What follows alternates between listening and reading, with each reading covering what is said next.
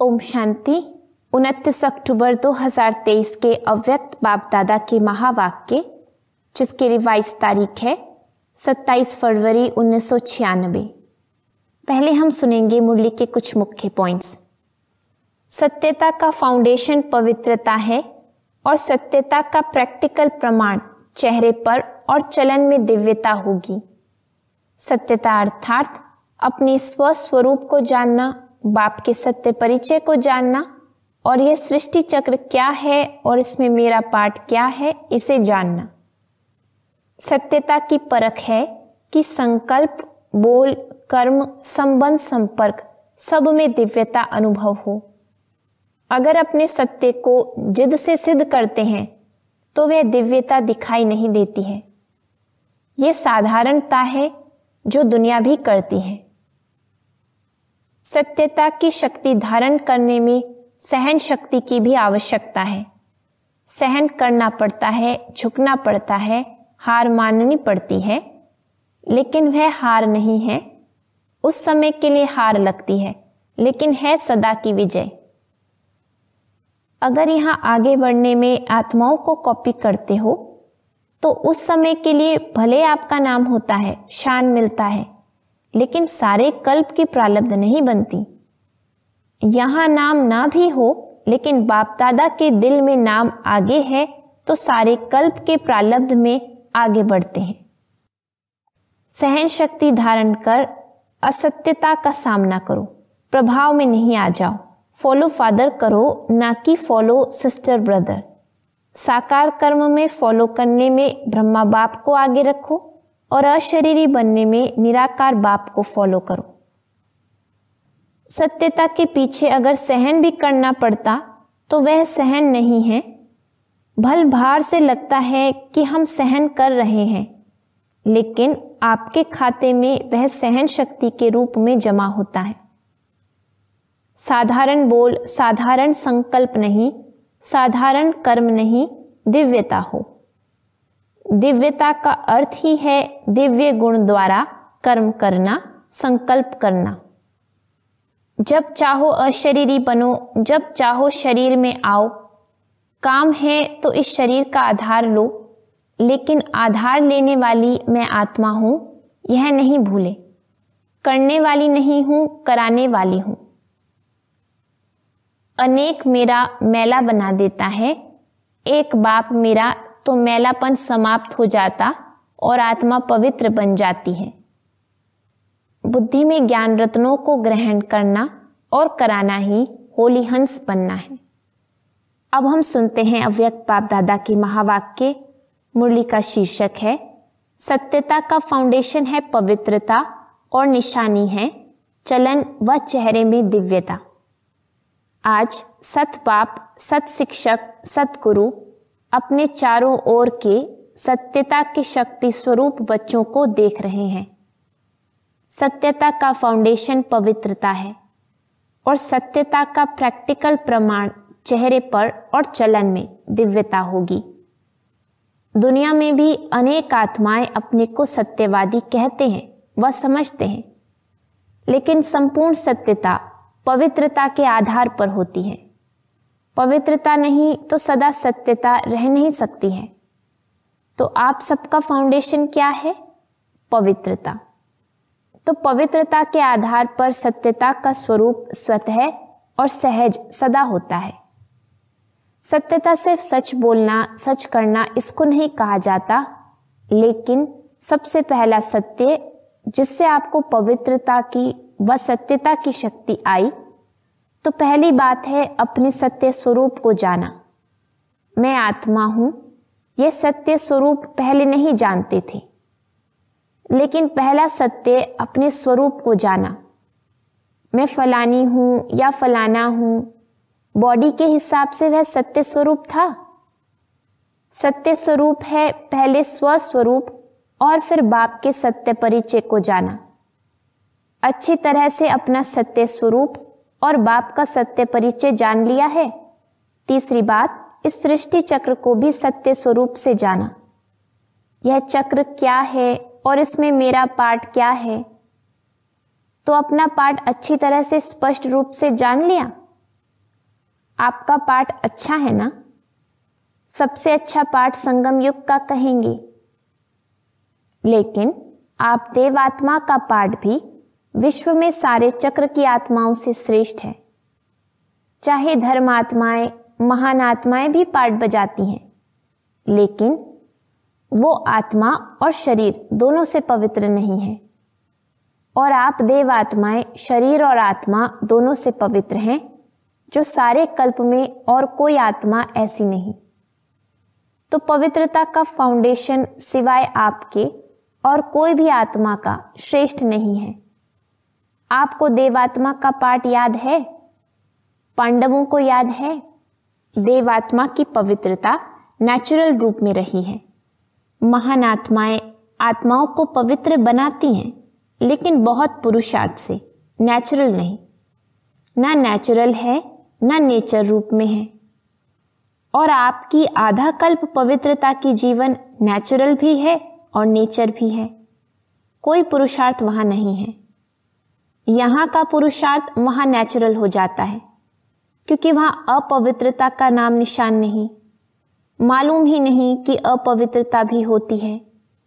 इसीलिए आपके पवित्रता का प्रैक्टिकल स्वरूप देवता अर्थात दिव्यता का है। इस समय दुनिया वाले कितना भी अपने को सत्यवान समझें, लेकिन स्वस्वरूप की सत्यता ही नहीं जानते, बाप के सत्य परिचय को ही नहीं जानते, तो संपूर्ण सत्य स्वरूप नहीं कहेंगे। आप में भी सत्यता की शक्ति सदा तब रहेगी जब अपने और बाप के सत्य स्वरूप की स्मृति रहेगी। तो स्वतः ही हर संकल्प भी आपका सत्य होगा। अभी कभी भूल भी जाते हो, बॉडी कॉन्शियस में आ जाते हो, तो संकल्प सदा सत्यता के शक्तिशाली हो, पवित्रता के शक्तिशाली हो। वह सदा नहीं रहता। सदा रहता है कि व्यर्थ भी होता है। तो व्यर्थ को सत्य कहेंगे? झूठ तो बोला ही नहीं, तो क्यों नहीं सत्य है? अगर कोई यह समझ कर बैठे कि मैं कभी भी झूठ नहीं बोलती, सदा सच बोलती, लेकिन सत्यता की परख है कि संकल्प, बोल, कर्म, संबंध, संपर्क सब में दिव्यता अनुभव हो। बोल सच रहे हैं, लेकिन दिव्यता नहीं है। देखते हो ना, कई बार कहेंगे मैं सच बोलती, मैं सच बोलती, मैं सदा सच्ची हूं, लेकिन बोल में, कर्म में अगर दिव्यता नहीं है तो दूसरे को आपका सच सच नहीं लगेगा। यही समझेंगे कि यह अपने को सिद्ध कर रही है, लेकिन समझ में नहीं आता कि यह सत्य है। सत्य को सिद्ध करने के लिए सिद्ध करने की आवश्यकता नहीं है। अगर अपने सत्य को जिद से सिद्ध करते हैं तो वह दिव्यता दिखाई नहीं देती है। यह साधारणता है जो दुनिया में भी करते हैं। और बाप दादा सत्य की निशानी एक स्लोगन में कहते हैं, साकार द्वारा भी सुना, जो सच्चा होगा वह कैसे दिखाई देगा? सच तो नच, सदा खुशी में नाचता रहेगा। जब जिद करके सिद्ध करते तो आप अपना या दूसरे का चेहरा नोट करेंगे तो वह खुशी का नहीं होगा, थोड़ा सोचने का और थोड़ा उदासी का होगा, नाचने का नहीं होगा। सच तो बिठो नच, सच्चा खुशी में नाचता है, तो खुशी में जीवन के दिन या रात बहुत अच्छी लगती है। और थोड़ा भी सत्य में असत्य मिक्स है तो उस समय की जीवन इतनी अच्छी नहीं लगेगी। तो सत्यता का अर्थ ही है सत्य स्वरूप में स्थित होके चाहे संकल्प, चाहे बोल, चाहे कर्म करना। आजकल दुनिया वाले तो स्पष्ट कहते हैं कि आजकल सच्चे लोगों का चलना ही मुश्किल है, झूठ बोलना ही पड़ेगा। लेकिन कई समय पर, कई परिस्थितियों में ब्राह्मण आत्माएं भी मुख से नहीं बोलती, लेकिन अंदर समझती हैं कि कहां कहां चतुराई से तो चलना ही पड़ता है। उसको झूठ नहीं कहते, लेकिन चतुराई कहते हैं। तो चतुराई क्या है?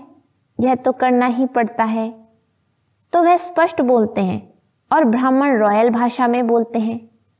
फिर कहते हैं मेरा भाव नहीं था, ना भावना थी, ना भाव था, लेकिन करना ही पड़ता है, चलना ही पड़ता है।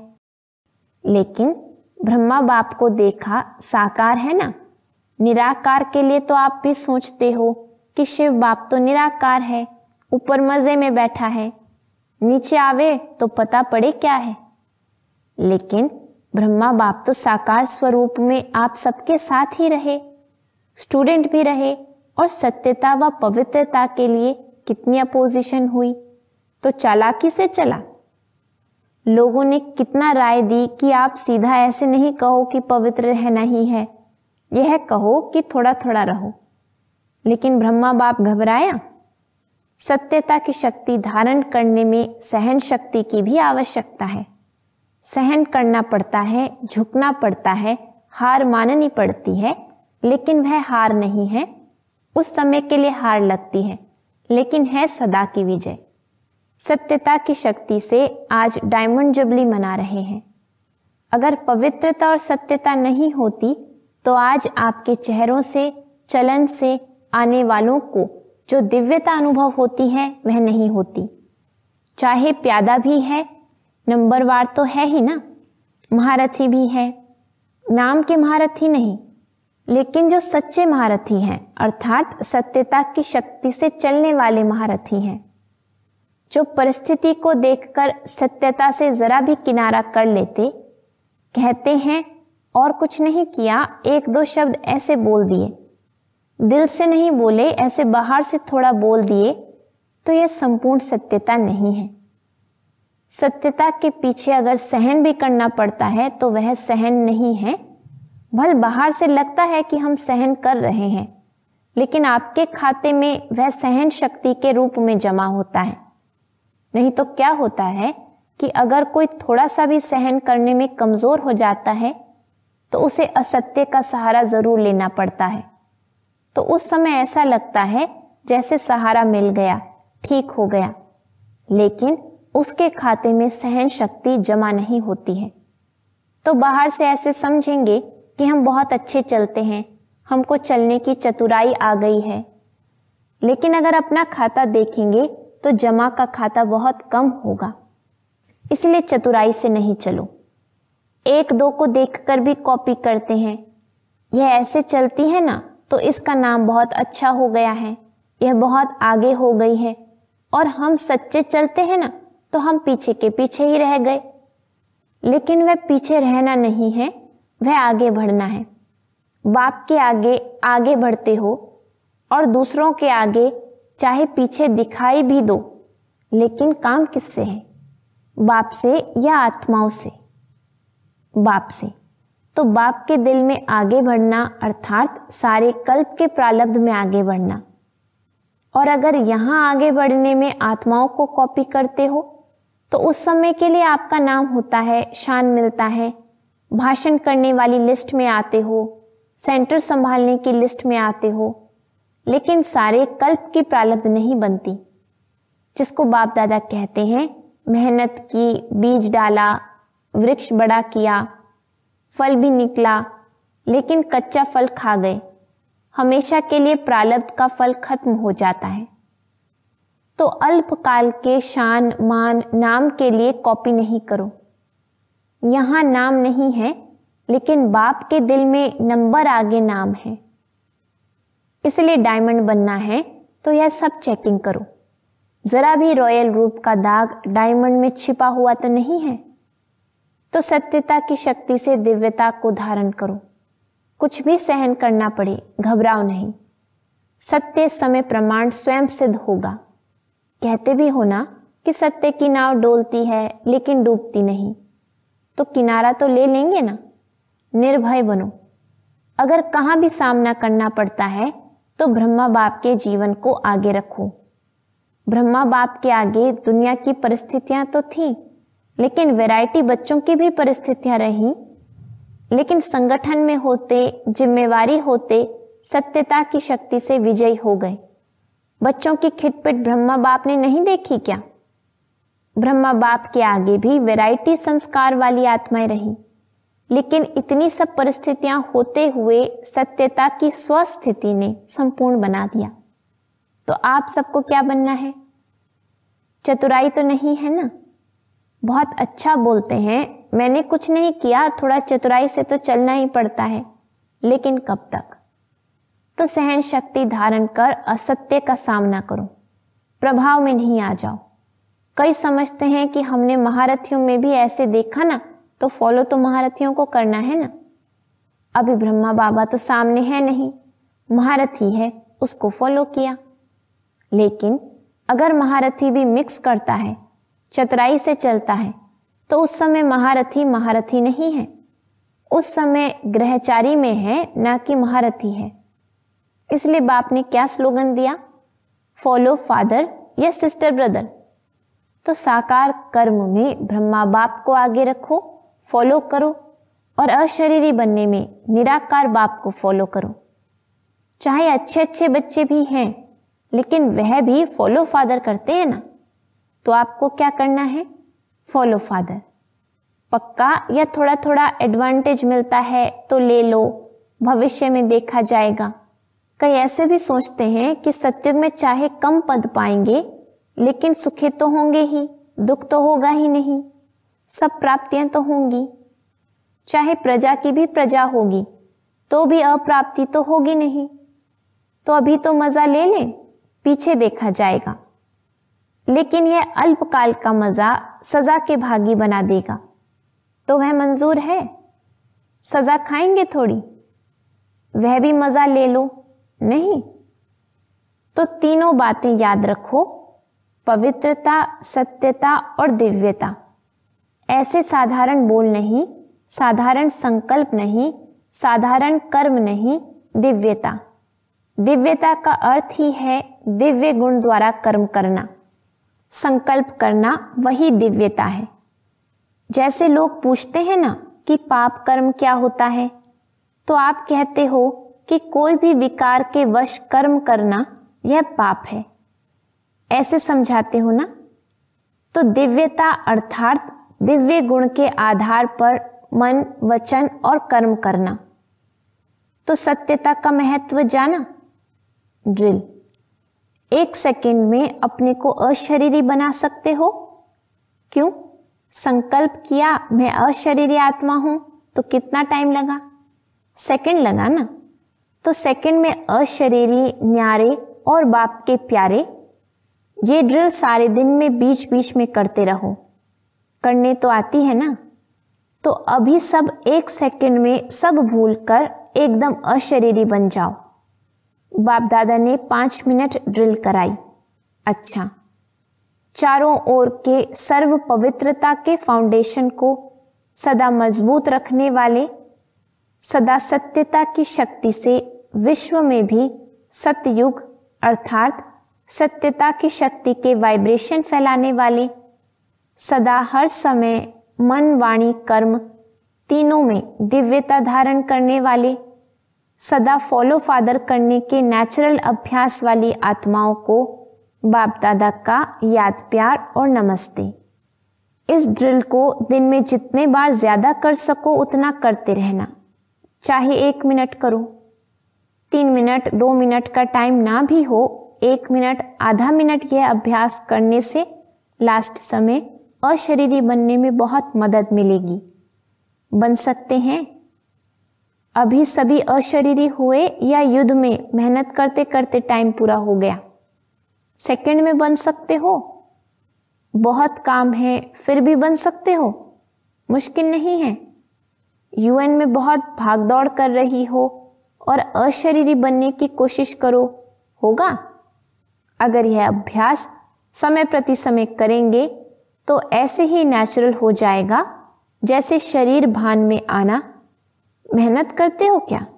मैं फलानी हूं, यह मेहनत करते हो? नेचुरल है, तो यह भी नेचुरल हो जाएगा। जब चाहो अशरीरी बनो, जब चाहो शरीर में आओ। अच्छा काम है, आओ, इस शरीर का आधार लो, लेकिन आधार लेने वाली मैं आत्मा हूं, वह नहीं भूले। करने वाली नहीं हूं, कराने वाली हूं। जैसे दूसरों से काम कराते हो ना, उस समय अपने को अलग समझते हो ना, वैसे शरीर से काम कराते हुए भी कराने वाली मैं अलग हूं, यह प्रैक्टिस करो तो कभी भी बॉडी कॉन्शियस की बातों में नीचे ऊपर नहीं होंगे। समझा? वरदान, स्नेह के सागर में समाकर मेरेपन की मैल को समाप्त करने वाले पवित्र आत्मा भव। जो सदा स्नेह के सागर में समाये रहते हैं, उनको दुनिया की किसी भी बात की सुध-बुध नहीं रहती। स्नेह में समाये होने के कारण वे सब बातों से सहज ही परे हो जाते हैं। भक्तों के लिए कहते हैं, यह तो खोए हुए रहते हैं, लेकिन बच्चे सदा प्रेम में डूबे हुए रहते हैं। उन्हें दुनिया की स्मृति नहीं। मेरा मेरा सब खत्म। अनेक मेरा मैला बना देता है। एक बाप मेरा तो मैलापन समाप्त हो जाता और आत्मा पवित्र बन जाती। स्लोगन: बुद्धि में ज्ञान रत्नों को ग्रहण करना और कराना ही होली हंस बनना है। ओम शांति।